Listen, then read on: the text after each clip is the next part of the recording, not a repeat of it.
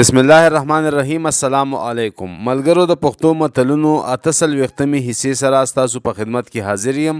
راځئ چې یو څو نوي متلونه درته واوروم. وی وچه لخته نه تاویږي او اوچې خاورې په دیوال نن خلی. وی وخت د چا انتظار نه کوي، وخت د هر غم دوا دی. او وی ور بشي خبر بشي، او وی ورانه اسانه ده جوړه ګرانه ده.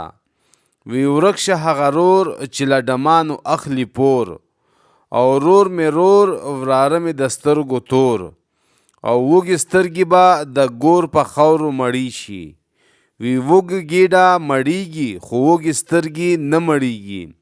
او وی وسله هغه ده چې په لاس کې دی وي، او ونه چې زړه شي د هرې بلا پشپه شي.